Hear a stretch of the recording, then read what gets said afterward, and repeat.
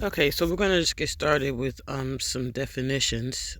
Spiritual is relating to or affecting the human spirit or soul as opposed to material or physical things, right? The second definition says to religion or religious belief. Um, Now we're gonna define warfare. Now, here's warfare: engagement in or the activities involved in war or conflict, similar fighting, war, bloodshed, struggle, conflict, battles, skirmishes, hostility. I see this right here: the opposite of peace and harmony.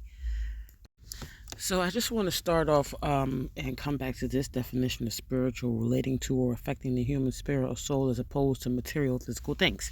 Now, excuse me. Now, the facts are we feel our spiritual warfare on our physical body, right?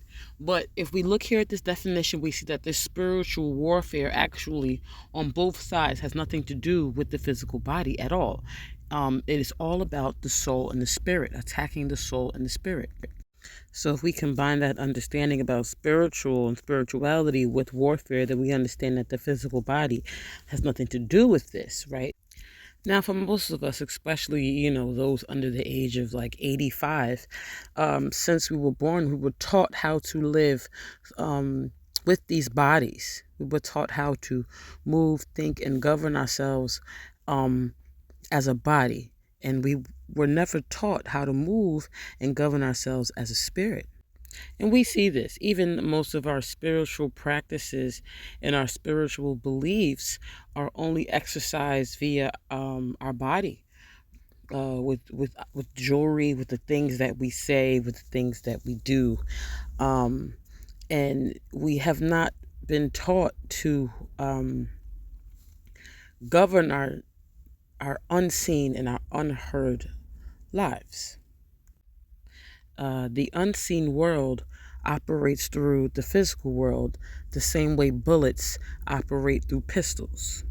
Use that as an example to say that without the unseen, the physical world has no point. Without bullets, a gun is of no significance. I truly believe one of the themes that the adversary is using during the spiritual war is, now I'm just doing it in your face.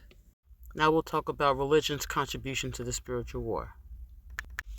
Now, the space for religion in our lives before the shift of the planet was continue to operate and continue to focus on how you govern your body, and the things that you say and the things that you do, and how you present yourself, above all, right? And the things that we battled within, the problems that we held within, the struggles that we cried about, these were just the things that we brought to church, to the mosque, to the temple, to ask the Most High for forgiveness for, when it should have been the complete opposite, right? Because if we flip it and do it the opposite way, we would be coming to these mosques and these temples, or just to ourselves, and saying things like, "Forgive me, Most High Creator, for focusing so much on the physical when you are the unseen." And that point of view will come from healing. And that point of view is also accepted by society as being called healing and not religious or religion. And healing wasn't really embraced by the government and society and pushed through major media until we were nearing the shift. Unfortunately, when it comes to spirituality and spiritual warfare, religion and capitalism have been hostage takers. Examples of spiritual warfare: someone hears a song or watches a movie or hears a show or hears a quote, and they outwardly say that it is garbage, but inwardly they take it in and they use it to better themselves. That was spiritual warfare against whomever they were speaking to. A second example of spiritual warfare: your energy and aura being pulled and pushed and siphoned from your spirit. A third example of spiritual warfare: unnatural conformity. In all three examples, your spirit was attacked and not your physical body. Your spirit was attacked so that they could use your energy for their benefit and watch you physically manifest it to your detriment. Willingly or unwillingly, knowingly or unknowingly. Then they told us about COVID and we felt the earth shifting. We were able to feel the buildup of poison in our generation, in our DNA, in our bodies that we've picked up on our own, and what our parents picked up and our grandparents picked up and passed down to us unknowingly. We felt these examples of spirituality come alive, whether we want to admit it or not. While noticing this baggage, the baggage of others began to jump on us out of nowhere, from every direction. Now we see it. We feel it. We just aren't applying the results of it, the results of these unseen experience, to our physical world. And when we have this disconnect, we have a cycle. A cycle of what? A cycle of the same pain. With all the information that you've got so far in this video, the next few minutes should be very, very easy to understand. We begin with recognizing the unseen.